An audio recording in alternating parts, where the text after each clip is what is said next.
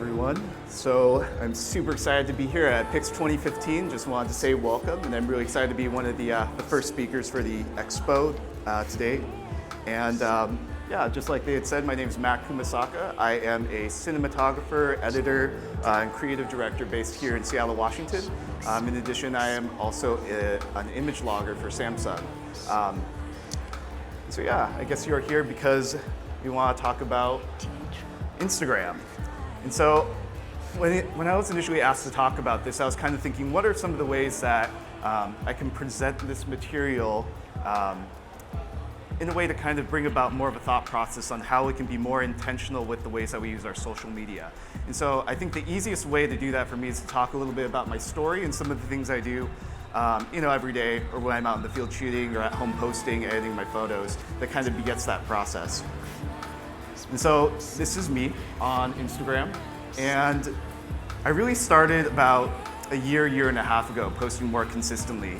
And before that, it was, I was on Instagram. It was a platform that was available since 2010. Actually, yesterday was the 5-year anniversary for Instagram, so I have heard. And yeah, ever since about a year ago, in October of 2014, I went on a trip to Portland, and I was meeting up with a buddy. His name is Dimitri, and he was one of the people that really kind of got me thinking along more of these lines of being more intentional about how you utilize your social media. And so basically what Dimitri said to me at some random time in the evening on October evening, driving down to Portland, is that your stuff is good, Matt, but you need to be more intentional about the way you post your stuff. And I kind of just looked at him, didn't really understand what he was saying, but then as he walked me through that process a little bit more, I kind of saw the ways in that, the way that we present ourselves online and the way that we develop a personal brand is really important in this day and age, especially with how quickly and evolving social media is. And so a year ago, I started with 600 followers and then I am now at about 47,000. And that has mostly been due to, in part, just changing the ways that I engage with people online. And so I think that there are a few things I want to kind of go through. I just wanted to kind of have a nice conversational tone, just kind of walking through some of the things that I think about every day when I post, and then my process about how I go about working with Instagram. And so I think a good quote for me has always been, focus on the results and you'll never see progress. But focus on the progress and you'll see the results.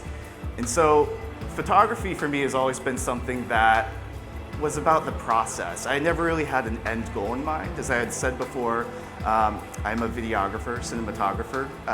Every middle school, high school group had that one friend with the video camera running around, recording all of everything that your friends did. That was me growing up. And so video was kind of my primary source of living. I would storyboard in my head, and I just kind of existed in this realm of stories and film and narratives. And I was editing on Premiere Pro back in the day, and it was a really just a good way to kind of process all this creative energy I had when I was younger. And so back in 2013, I was kind of reaching a point in my career and my creative life that I felt a little bit like I had hit a plateau, and I wasn't really pushing myself very far creatively. And so I just kind of made this decision to be more intentional about working on another area of the arts that I could kind of grow in. And for me, that was photography. I kind of already had the gear, I had the desire to learn and to grow, and that just kind of started this whole new chapter of my life in that sense. So from that point on, it was just this process of growing, and I had no intention to gain a following. I had no intention to be anything in particular. The only thing I was really focused on was really just making sure that I was constantly learning and that I was constantly growing. Because someone had once told me that as a creative, the day that you stop learning is the day you die. And that was kind of harsh for me to think about at the time, but it was really what propelled me to be more intentional with how I use social media with my photography. So actually last night I got to meet my image logger team, and it was super awesome, and the Samsung people are really great, and we were just kind of talking, and I don't remember who it was, but someone asked me, Matt, are you married? And I looked at my hand and I was like, no, I'm definitely not married. How many people out here in the crowd are married right now? All right, did you guys go through the process of ring buying and hit the 5 C's? And so I learned that pretty early on is that when you buy a diamond ring, you have the 5 C's. I think it's clarity, cut, color, certification. What's the 5th one? Carat, thank you, the most important one. And so I was just kind of thinking along those lines. I have no idea why, but I developed the 5 C's for Instagram. And so I want to talk to you guys about a few things. I think these are the things that I identify as important to how I view Instagram. These are the things that I take into consideration. Is by no means kind of a perfect solution to how to gain followers, but I think it's a way that you can engage with people and think more critically about how you use social media. And so those 5 C's are content, consistency, culture, connection, and community. And so before I dive into those, I just kind of want to talk about content and show you some of the stuff that I get to work with and shoot. And this is an image of one of my buddies. His name is Connor. He's one of the people that inspired me to shoot every single day. So back in 2013, I committed to taking out my camera, shooting every single day for a year, a little over a year. And to be honest, it was really hard. It was difficult, particularly on those days where you don't feel inspired. You don't really want to go out and shoot, but just forcing yourself to do so forces you to create more content. And when you create more content, the hope is that you get better at creating content.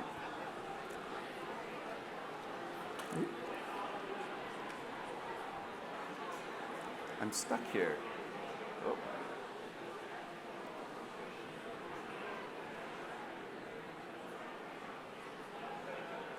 All right, there we go.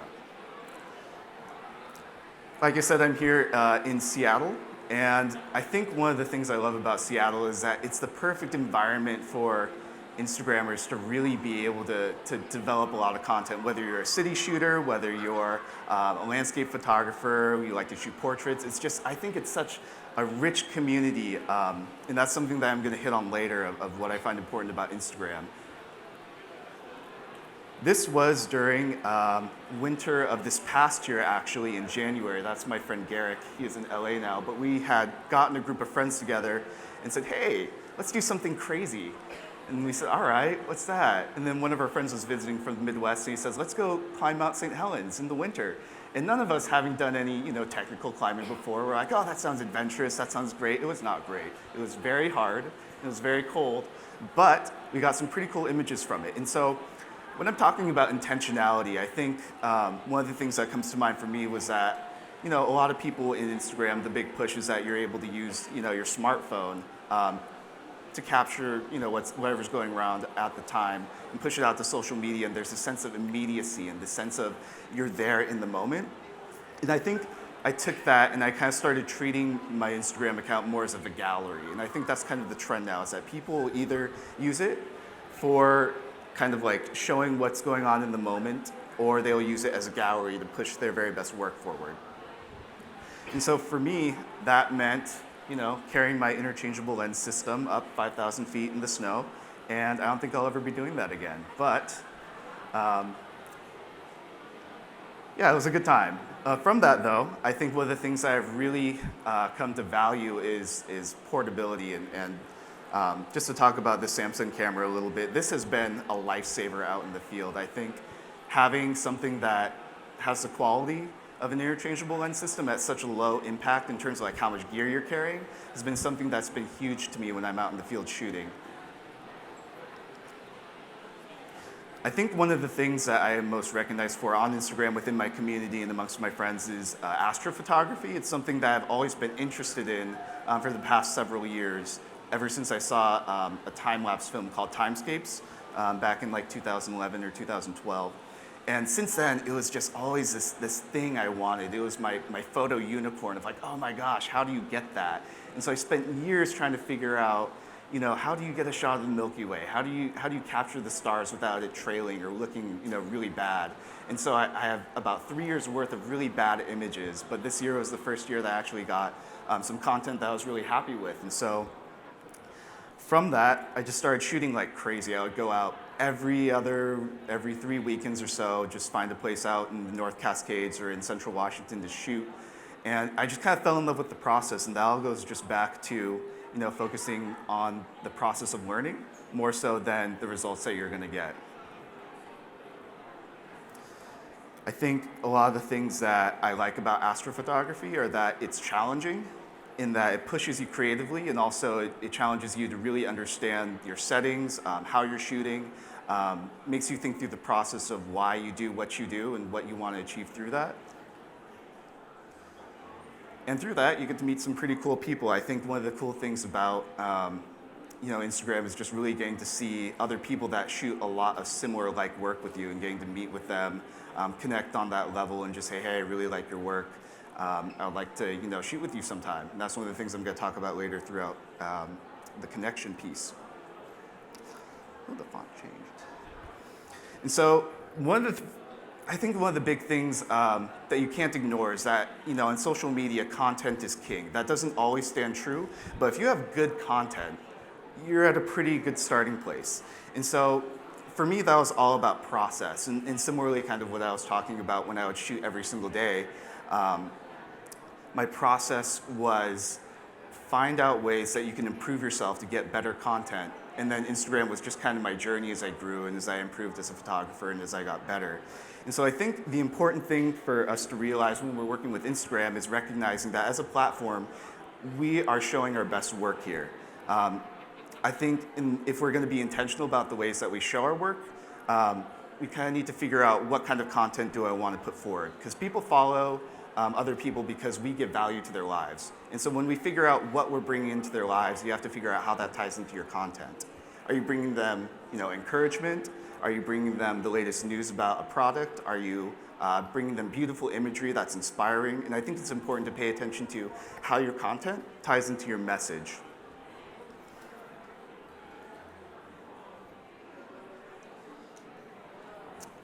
Consistency. I think this is one of the biggest things in terms of how to not properly utilize Instagram, but how to most effectively gain traction and connect with people is finding consistency within your Instagram platform. And I think that includes shooting consistent content, shooting a consistent theme, posting at consistent times. And I think Instagram really values people that, not that they stick to a program or that they figure out something that works and repeat and repeat and repeat, but that they know who they are on Instagram and they know how they want to present themselves.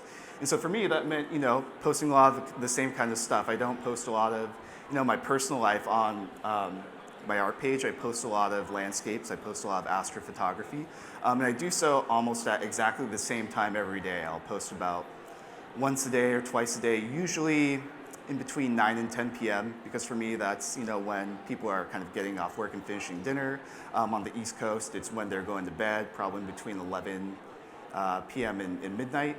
And so I think identifying when you want to post is a huge part of Instagram, just kind of figuring out who is the audience you're trying to reach, what times are they going to be engaging with Instagram or on the app and engaging with your material, and then when you want to present that content.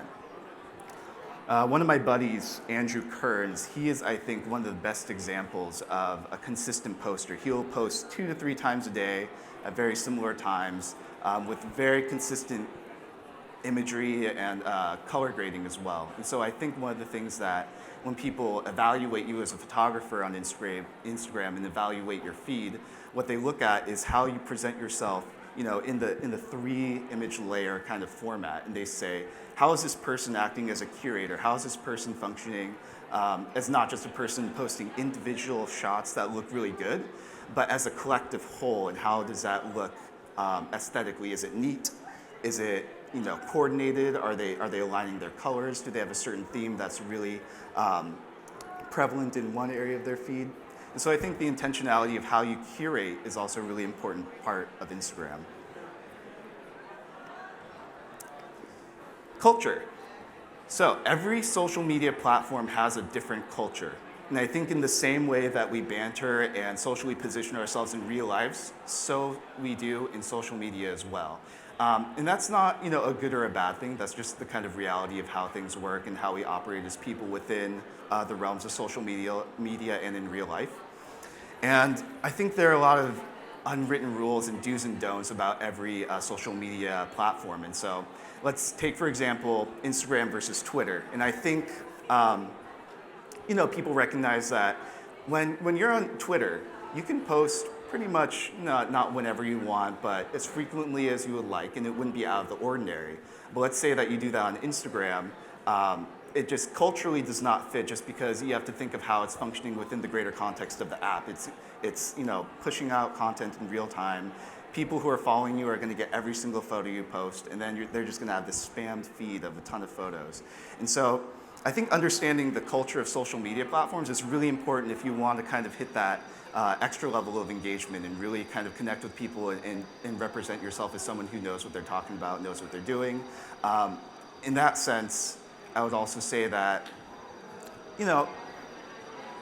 there's like no rule of what you can and cannot do, in the sense that you can really do whatever you want. But if you really want to kind of be respectful of the process, it's good to kind of get a sense of what people are doing, what is kind of like good to do and not to do on those platforms, and then follow suit a little bit.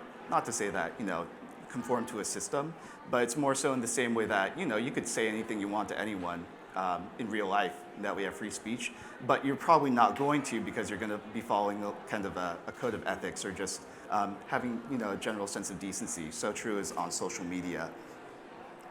I think Instagram has a really awesome culture of artist support and friendliness. It's really easy to connect to other people. And that leads me to my next point of connection. I think the importance of identifying who is your audience, who are people that you connect with well on that platform, who shoot similar stuff to you. Are there other portrait photographers that you really like? Are you a landscape photographer and you really like the work of someone else? I think these are things that kind of people don't really fully take advantage of, especially if you don't have as large of a following. It can be a little bit intimidating reaching out and connecting to people with really large followings, or people that you might admire or kind of put on a pedestal, or people that might be representing larger brands. But I would say that this is probably one of the most important aspects of Instagram, and I would highly recommend reaching out to different people in your markets, or reaching out to people in your audience. Don't be afraid to send a direct message. Don't be afraid to leave comments, and be really encouraging and positive. That's one thing that I've really, really appreciated about the Instagram community in that aspect, is that it's so easy to, go from being a complete stranger to being internet friends. I think that the old adage of stranger danger doesn't really hold true as much on Instagram, just because there's that sense of accountability that that's that person's profile, and if they're also trying to put out good work, they're representing their own brand and their own name. And so in that sense, I would say reach out to people that you really like, make connections, make friends. One person I want to touch on really early on, when I was just kind of working through my growing stages of Instagram, is a guy from Arizona named Brian Castillo. And he was one of the first people that I ever did something called a collaboration with. And so that was where we traded photos and edited them, and then we posted them on our own pages and said, hey, check out my friend Brian or Matt. This is the kind of work that they do. This is my edit. Really liked working with them. That is a really good way to both engage another person's following and audience, as well as make a new friend. And Brian is, I've never met him, but to this day, I still would like to. And if he came up to Seattle, I would buy him a steak, because, he feels like a buddy. So if you're watching this, Brian, I got you. And that kind of leads to my next and final point, is community. And so I want to talk about this image a little bit. These are a few of my good friends that I was actually able to meet in the Seattle area through Instagram. And back in May, they asked me to go shoot their elopement up in Banff, Alberta. And they're super awesome people. And I think that's one of the things I really value about Instagram as a community, is that there's sort of this transaction that happens where you are able to go from being strangers on a social platform or internet friends to real life friends in the area. And I think being able to connect with people in your local area is such a powerful way to utilize the app that we don't always take advantage of. And I think for me, early on when I was using Instagram, I did not take advantage of that, not whether that was because I was insecure about how many followers I had, or whether it was because I wasn't being proactive within my social media platform. That is something that I would highly recommend doing, is connecting to people on Instagram and building community and fostering kind of that really awesome IG niche that it's really an awesome thing. And I can't speak enough good about it. So yeah, I just kind of wanted to encourage you guys. This is just the process that I go through whenever I think about Instagram. These are the things that kind of go through my mind when I'm figuring out how to build my platform. It's there's a lot of people that will talk about the business side of Instagram and how you can buy followers, how you can inject a lot of money into it and turn it into a business. And I think I could talk to you about that afterwards if you want. But I think these are the things that, aside from that aspect, are the things that I really love about the app, and that it extends beyond just your phone, and it touches your culture, the way you work, your workflow, your life, the people you interact with, and that was just one of the things that I want to encourage you guys to do.